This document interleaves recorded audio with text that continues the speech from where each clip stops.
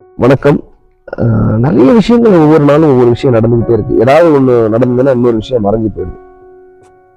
அந்த இதை நம்மளால ஞாபகம் வச்சுக்க முடியல. அப்படி இருக்கிற இந்த சூழ்நிலையில பாத்தீங்க அப்படின்னாக்கா, யதார்த்தமா கடந்து போக முடியல எந்த விஷயத்தையும். ஒரு சமூக அக்கறை உள்ள யாராலுமே பாத்தீங்க அப்படின்னாக்கா கடந்து போக முடியாது.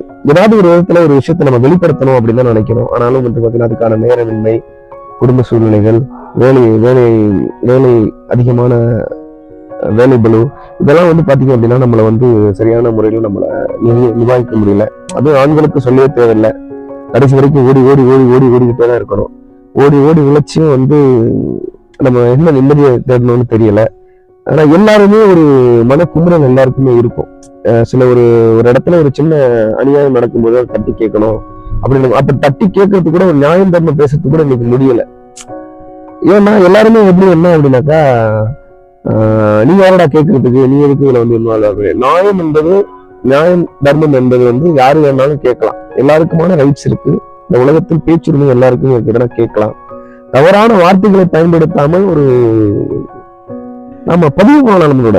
அதாவது அந்த இடத்துல நம்ம கடந்து போக கூடாது. இப்போ ஒரு இடத்துல போட்டு அடிக்கிறான், ஒரு இடத்துல சண்டை போடுறான், ஒரு இடத்துல வெட்டுறான் குத்துறான்னா, எல்லாருமே இந்த சமூக வலைதளங்கள்ல வர்ற வீடியோக்கள் எல்லாமே பார்க்கும்போது பாத்தீங்க அப்படின்னாக்கா, எல்லாருமே அதுல நம்ம கிட்ட போறது கிடையாது. விலகி அதுல நின்று வேடிக்கை பார்க்கணுமே தவிர, வீடியோ எடுக்கிறோமே தவிர, அதுல போய் கிட்ட நின்று ஒருத்தர் 2 பேர் அதட்டுனா மத்த எல்லா பேருமே அதுல அதுல முன்னாடி போறது யாருன்னு பிரச்சனை. யாரு முதல்ல கேட்பா? 10 பேர் இருக்கான் அப்படின்னாக்கா, அந்த 10 பேர்ல முதல்ல யாரு கேள்வி கேட்பாங்கிறதா எல்லாருமே எதிர்பார்ப்புமே. எல்லாருக்குமே உள்ளுணர்வு இருக்கும். ஐயோ நம்ம கேட்க கூடாதா, இப்படி பேசிருக்கலாமோ அப்படி பேசிருக்கலாமோ, இந்த பிரச்சனையை நம்ம தலையிட்டு இருந்தா கொஞ்சம் தடுத்திருக்கலாமோ அப்படிங்கிற ஆதங்கம் எல்லாருக்குமே இருக்கும். அஸ் எ ஹியூமனா, ஒரு மனிதனா நம்ம இந்த உலகத்துல ஏதாவது ஒரு விஷயத்த நம்ம பண்ணணும்னு நினைக்கும் போது கண்டிப்பா நம்ம மனசுக்கு தோன்றதை நம்ம பண்ணணும்.